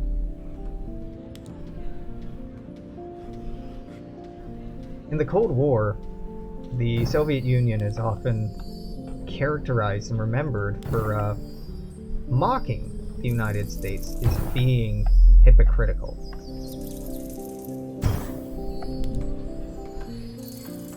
And they were right. They were entirely right. I mean, they were hypocrites too. I mean, Jesus. Siberian gulags, really? Fuck. You did what to your... You moved your Jewish population largely to a small Siberian enclave? You let how many die in the Ukraine? Yeah. The legacy of Stalin and the institutions that he helped build are appalling. Absolutely appalling. But so are ours. I don't think we're the bigger person there. We could have been. We could have been the lesser evil, right? But we weren't, and we aren't. And I think, like I started to say, I think that's the most important thing to recognize. And I feel like more and more people are waking up to that realization and are coming to accept bitterly, reluctantly, frustratedly, beginning to accept that truth that we are not who we say we are. This country is not what it says it is. And we have the capacity to be, but in order to do that, we need a revolution, not a political revolution. We don't need to just all get together and vote for Bernie. Yeah, we should have. But that was a compromise. Bernie was a compromise. Bernie was never going to bring about an entire revolution necessary, but it's part of a movement, right? Democratic socialists are characterized as being socialists who believe or hope more often, that radical reform can be slowly accomplished through a series of compromises within the apparatus of the state, so that it may not be necessary for violent revolution to take place. Democratic socialism is essentially the compromise between violent revolution and suffering under the status quo. And I don't believe that liberals understand that. I don't think it's really gotten through their heads that we aren't Democrats.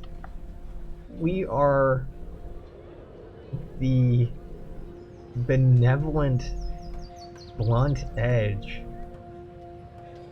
of an entire wing of the political spectrum that are begging you desperately to do the right thing, not because we're afraid of you or we need you to do it, but because we don't want to resort to barbarism.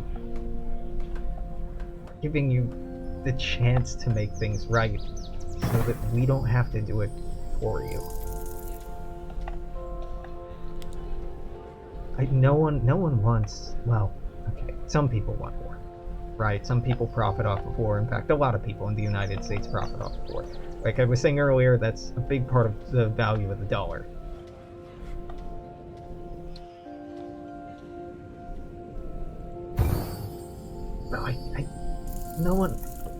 We meme, sure, plenty about guillotines, and yeah, there's a lot of vindictive anger towards people in power, but by and large, I think most progressives would prefer that there be a peaceful solution, a peaceful compromise. No, not all of them.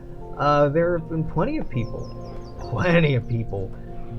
criticizing the Bernie Sanders campaign in 2016 and 2020 as not being radical enough, as working too closely with the existing system and not being uncompromising enough. And yeah, I can definitely understand that. Yeah, it's just ludicrous to... How fucking clueless do you have to be to think, oh yeah, the socialists will vote for Biden? No, we fucking won't. You high? Do you know what he stands for? Do you know what anything that any of the progressive movements in this country stand for? And you're like, well, you know, if you don't, things are gonna get worse. If we do, things are gonna get worse. If we do... Listen, Trump got elected because of the Obama administration, because of the failures and machinations and the reaction to the Obama administration. You are not going to fix or address the problem of the radical right in this country by trying to meet them in the middle. You're not. You're never gonna do that, because if you try to meet them in the middle, they're gonna move more to the right, and they're gonna say, well, why aren't you meeting me in the middle? The middle's here now. And then you're gonna meet them in the middle, and they're gonna move to the right. And they're like, you're not meeting me in the middle. And then you move to the middle, and they move to the right, and you meet them in the middle. The model of the Democratic Party has been inherently flawed for the 20th century because of that very thing. It has been a series of compromises towards conservatism, towards conservative values, away from progressivism, away from... Well, I say that. The Democrats historically have never been the progressive party. It was only FDR that made them that way. It really was. Hold on, wait. FDR was wasn't FDR a Republican? Hold on. FDR... Republican? Yeah, he was a Republican. Yeah, it was after FDR, right?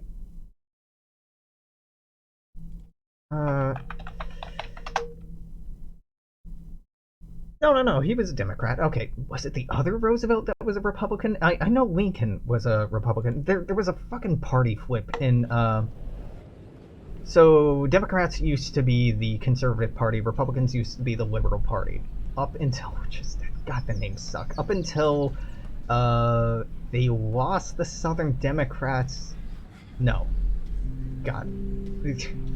The Southern Democrats were lost to the Republicans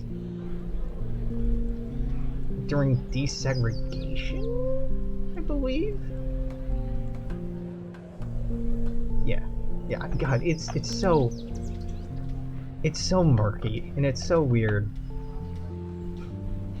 which really just works for those parties that, like, you hear the rhetoric every fucking campaign cycle, like, oh, we're the party of Lincoln. Cool. What are you doing about racial inequality in this country? What are you doing about the massive amounts of racial incarceration disparity rates? What are you doing about the huge wealth inequality, institutionally supported wealth inequality between races in this country? What are you doing to help make up for?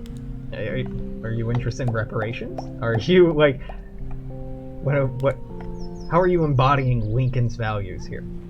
And then you have the other ones being like, ah, yeah, but remember, we were the ones who were all about desegregation, who were all about yada yada yada, but they weren't about desegregation until they were dragged kicking and screaming by the youth of that time, only when it became apparent that if they didn't, the political progressives would become violent. Like Martin Luther King did not make progress as being a peaceful man.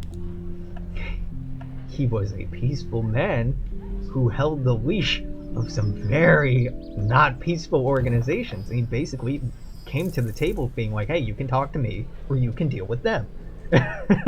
And that's how you work. That's how different progressives work together. The Democratic Republicans are basically in the same position as Martin Luther King was, because he was a socialist. Or, sorry, Democratic socialist. I'm getting tired. It's showing. This and the Marx Trump switch earlier. God, I'm not gonna live that down. MLK, Dr. King, he was a socialist. He describes, he says something to the effect that the closest word for his political conventions, for how he identifies, is closer to socialism than anything else.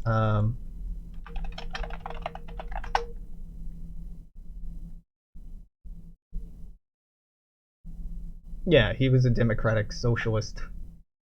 A democratic socialist communist. Yeah, okay. This author doesn't know what the fuck they're talking about. Socialist communist isn't a thing. Yeah, okay, a lot of these are just articles going, was MLK a socialist?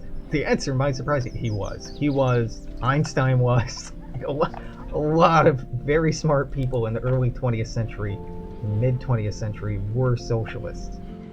But have been, I know it's an interesting phrase to use with referring to someone of color, whitewashed, though MLK has been greatly whitewashed. If you recall, during the, a couple months ago? It was probably, like, only in March, actually? Who's Biden's campaign manager? She got in an argument with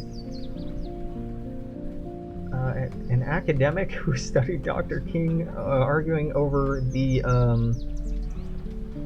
a reference to Democrats, a reference to white liberals, that, the white liberal is, no, you know what, Alex, don't paraphrase, just,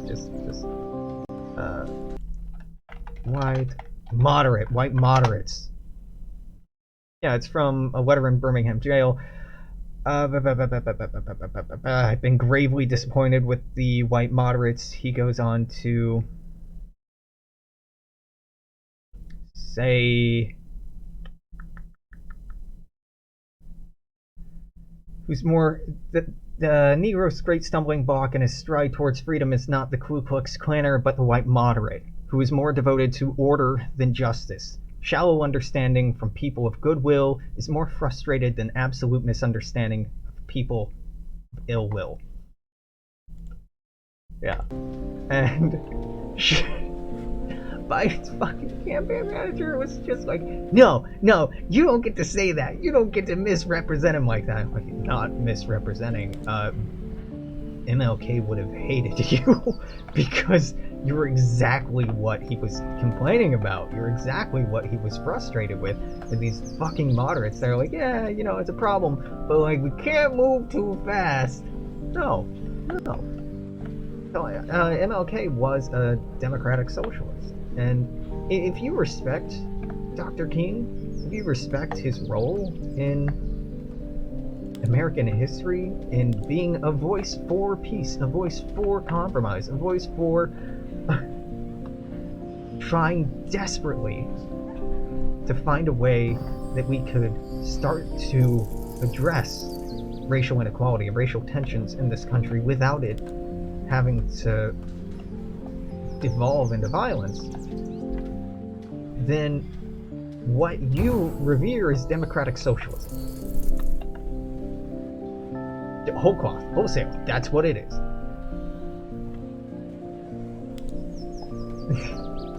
But his legacy has been so appropriated, so whitewashed, so manipulated that it's just a tool now to be like, isn't it great that racism isn't a thing anymore in America? Isn't it great that we fixed that? Oh yeah, wait, it's all gone. God, okay, love it. So yeah, I enjoy that I was able to segue away from going on about how angry I've been and why I'm so angry. I am angry, but there are good, fucking smart people, compassionate, strong, incredible people who are more connected with one another than they've ever been before. The socialist movement in the United States is growing. It's growing at an unprecedented rate that it hasn't seen in over a century.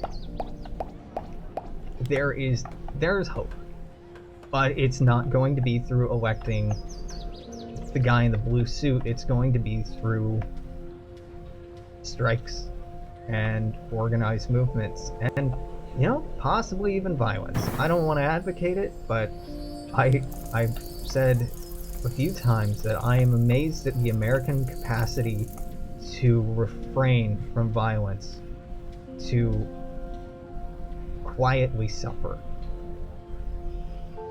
for generations and generations and generations and just put up with so much bullshit. I'm amazed that there haven't been more extra legal attempts at removing certain political figures from office, or certain political contenders to office from the running.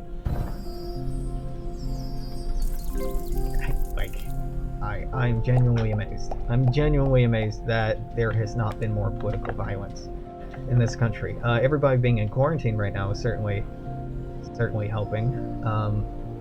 But we're not going to be in quarantine forever, and if the day-to-day live conditions of the American worker, of the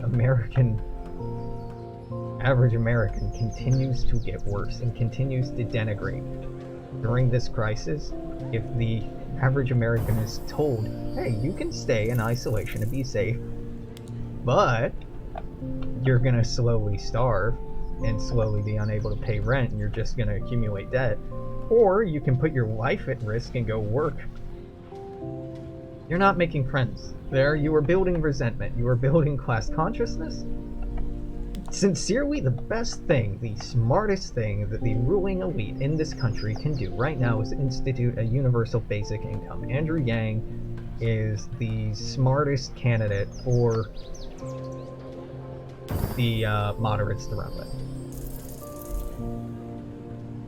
Yang would be an incredibly smart choice because it's basically if you've watched the Kaiserreich campaign I just did, it's basically the distinction between Huey Long and socialism. Wealth redistribution, yeah. Systemic change, no.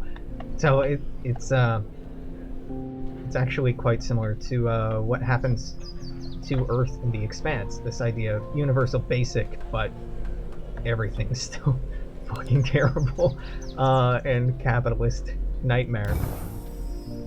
That's the smart move. That's the compromise, and that needed to be done.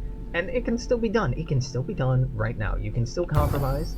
You can still say, okay, you know, we're not going to give them all these reforms that they want. We can still profit off of them. We start by giving everyone basic universal income, and then we get them to use that basic universal income on things we want. So then we get even more of the tax money, even though so the reason they don't want to do it is because that's a bottom-up system. And a bottom-up system takes longer for wealth to trickle up to the top through wage theft, through not paying people what they're worth, through overcharging on things, through yada yada yada yada yada. Whereas just injecting wealth directly in the top through bailouts immediately concentrates it with the people who already have the wealth. So taking tax money and pumping it back into the bottom will eventually trickle up to them. But if they can just inject it directly into the top, short-term, quarterly gain speaking, that's the way to go. But the long-term smart business move here, and I genuinely believe this, is a universal basic income. But fucking idiots aren't going to do that. They're not going to do anything. I want to be wrong about this. I really want to be wrong about this. Like a month ago when I was like, hey, coronavirus, COVID-19 is going to kill like 100,000 people halfway through April. I was wrong. You know what? I'm so fucking relieved I was wrong. I was only wrong because so many states shut down, and now that they're talking about opening back up, we still have more infected people than like most other countries, any other country, really. And there's no end to this in sight, so like, what the fuck are we accomplishing by doing that except killing people? And so, you know, yeah, we may hit 100,000 by the time this is over, unless we. I was talking about this with my mother yesterday. Yes, today. Time's an illusion. I was talking to her about this, and I said that there are two ways this can end, possibly. One, we stay in quarantine until cases are diminished to dozens nationwide, and then we track those fucking cases. We mandatorily test everyone in the US who is exiting quarantine and staying out of quarantine, and I don't know, test them weekly, bi-weekly, monthly maybe, but then that kind of defeats the point. Regular testing, regular screening, and then if someone pops up, everyone who's been in contact with that person also have to go into quarantine. Now, these measures would really violate a lot of privacy in the United States. People fucking... There's been a whole lot of outrage about the quarantine going on too long. And if you're unaware, mainstream media finally broke the news that these demonstrations have been funded through a private organization owned by libertarians who have done this thing before and have a history of this, and that they are maybe a political apparatus of that sect of the right wing.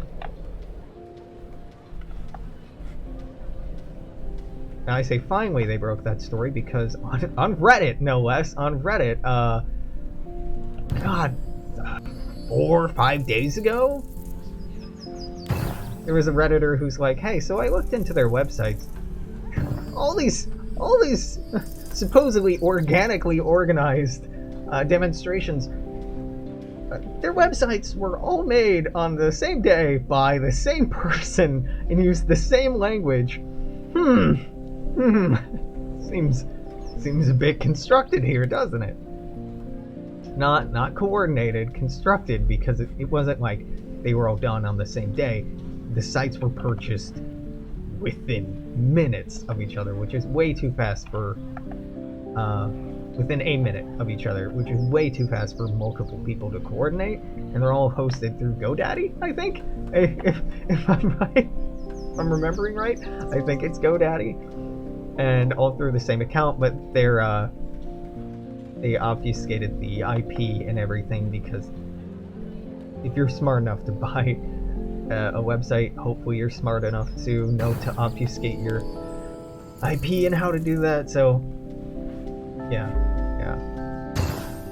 But of course, the mainstream news broke the story because the owner, or the brothers who supposedly own the sites, came forward. Not because there's any evidence that it was them, just that they're taking the fall for it. So it's possible that they could have done it.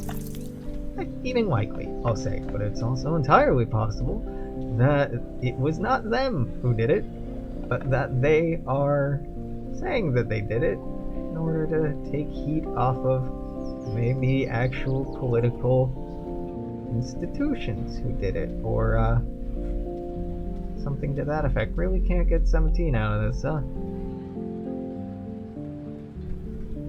Yeah.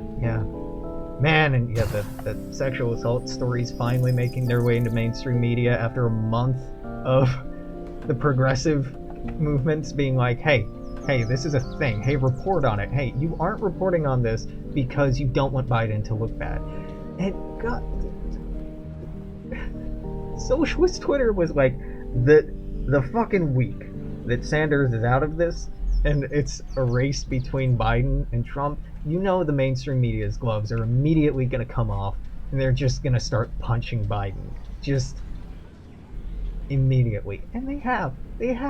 Just like, oh, hey, look at these sexual assault allegories, accusations. Allegories, God. I am getting tired. Accusations. Like, yeah, I could have done this sooner because it would have benefited us. Damn Reds, those damn fucking socialists. Can't have that. We can't win an election. No, we have to lose an election on our terms, and then blame the socialists for not backing a sexual predator, racist, who's propped up the credit card and health insurance industries in this country for the better part of a century, who made it impossible to default on student loans so that we are stuck with them for life regardless of our ability to pay, who's backed all kinds of crime laws, who's consistently argued for cutting social security, Medicare, Medicaid, all kinds of social programs. He is a Republican. He is a fiscal Republican who is wearing a blue shirt. And you're gonna get mad at us for not voting for him and blame us for Trump, even though it was your dumbass decision to nominate him. We had a clearly better candidate who we could have unified behind. Die mad, liberals. Die mad or leave the party. Like, November's not here yet. You can, and he hasn't been officially nominated into the DNC. There are still months. So there's what's the expression? It's a nautical expression. Nautical rumor. Scuttlebutt. Yeah, there's scuttlebutt going around that some people mildly or strongly suspect that the DNC will pull the nomination for Joe Biden. or someone like Andrew Cuomo, or God forbid Hillary Clinton, or someone like that, and act like, oh, okay, we listened, we see the problems now, we're gonna put in this person instead, which is a candidate that they wanted to run all along. But I don't know, that seems a step too far. But then again, I thought it was a bit conspiratorial when socialists were saying, hey, so right after Super Tuesday, or right before Super Tuesday, all of these fuckers are gonna drop out and nominate whichever one is in the lead. Now, they were slightly wrong. It wasn't Pete, good old ratty Pete. No, it wasn't Pete Buttigieg. It was sleepy Uncle Joe Biden that the party decided should be nominated. And then the rhetoric started about how Bernie should just do it immediately because everybody else did. And mainstream media just started pumping stories about Joe constantly, about how Bernie couldn't win constantly, interviewing Joe adjacent people constantly. It's just classical manufactured consent. Prior to it happening, I thought, wow, that's a little far-fetched. That's like, okay, I know it seems like the DNC is fucking with things, and like, yeah, you know, it seems a little fucky, but it won't get that bad. And then whole districts in Iowa disappeared. They're just, God, yeah, it's been horrible. So it's been irredeemably bad, irredeemably an affront to representative democracy, to any appearance of popular election. And hey, if that's what you want to go for, you're entitled to. Like I said, it's a political organization, but it's a private organization. That is your right. But I am in no way obligated to vote for your candidate or the other guy. And you can say, well, Alex, if you're not voting for Biden, then you're voting for Trump. Buddy, that is a huge logical fallacy. Flip that on its end. If A is equal to B, B is equal to A. If voting for Biden is equal to voting for Trump, or not voting for Biden is equal to voting for Trump, then not voting for Trump is therefore equal to voting for Biden. So if I'm not voting, I'm voting for two people at once, and therefore committing voter fraud, and you shouldn't want me voting anyway, huh? Yeah?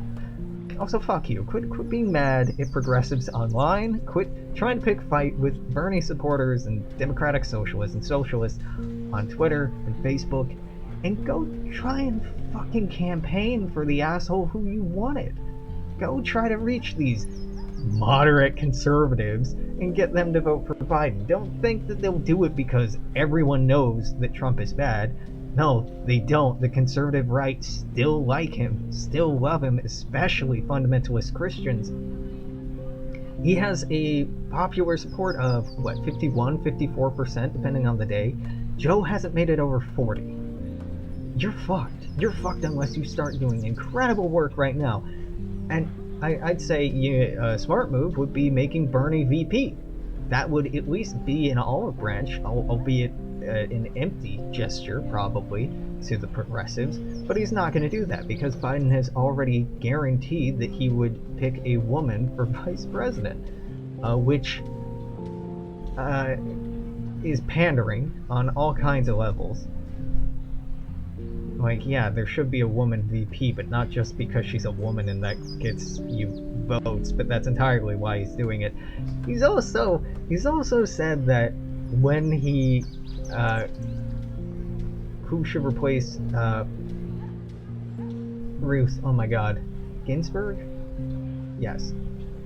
He said he wanted, quote, a African-American woman to replace her because we haven't had, I think he used black instead of African-American. We haven't had a black woman as in that position, and it's been too long, and he's right, but it's a legal position, and we're supposed to appoint people based on legal expertise, not based on the color of their skin, but on the content of their fucking character and their qualifications. Yes, there are many qualified women of color who could have that position, but Yeah, he's an old school politician. He is a well, we'll just make a token gesture kind of politician, and that's the kind of campaign he's running. And I gotta say, man, I think people are smarter than that now. So, good luck, Senator. You're not gonna win. Uh, Genuinely, if you live in a state like Indiana, New York, so many others that have not had their primaries yet, vote. Vote for Bernie Sanders. Bernie Sanders is still on the ballot in every state that hasn't voted yet, although Andrew Cuomo's trying to get him removed from New York for some fucked up reason, even though, like, Elizabeth Warren is still on there. Like, seems a little...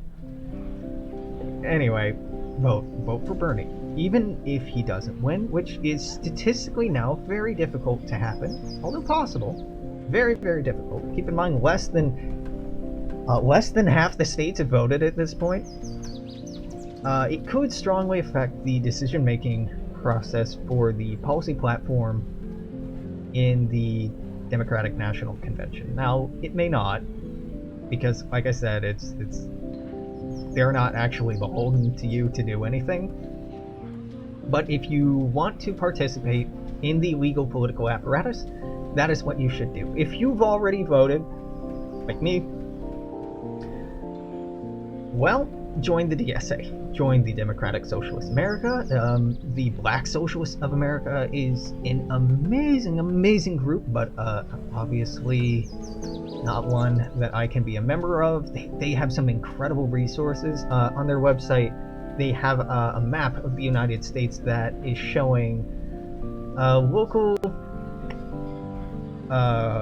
worker-run businesses, so you can find worker-run co-ops, businesses, whatever else in your community or your state, so you can support them. It's also, I think, showing ongoing strikes, including rent strikes, in case you are interested in, getting involved that way. And they are actively collecting information. They are an amazing group of people who do some absolutely incredible work. So, yeah, I would highly recommend joining, or at least following, those two organizations. If joining one of them, following both of them. I think my membership dues, my yearly membership fee in the Democratic Socialists of America is $30 a year. I get it. Times are tight right now. It's actually income adjusted, and you can just pay whatever you can afford. So you can pay nothing, and people who pay more can subsidize you. I'm probably going to pay more for my dues this year because I'm donating like $100 a month, or I had been, to the TSA anyway. So might as well. I strongly encourage you to consider participating in a mortgage strike or a rent strike in this upcoming month. Genuinely, there are a third of Americans last month didn't have a choice in not paying rent. And many of them have been unfairly targeted and unfairly punished for something that was outside of their control. And the federal and state governments have not been stepping in enough to help them. Sure, some states, like Seattle is a state now, like Washington, have placed a moratorium on rent evictions and on mortgage payments, but that moratorium doesn't stop them from accruing. What we need are freezes on both of them, so the amount stops accruing. Or we need direct government support in substantial amounts so that the third of Americans who couldn't pay rent last month, and the fuck knows how many more that won't be able to pay rent this month, aren't alone. It's our job as human beings to stand up for the most vulnerable in our communities. You should absolutely be doing that. Okay, I'm getting off the soapbox now. It's been 2 hours, 2.5 hours. God bless you if you made it through this whole thing. I hope you're doing well. Genuinely, stay home, stay safe, help people if you can, donate if you can, and connect with people if you can. Till tomorrow, toodaloo, take care, see you then, bye-bye.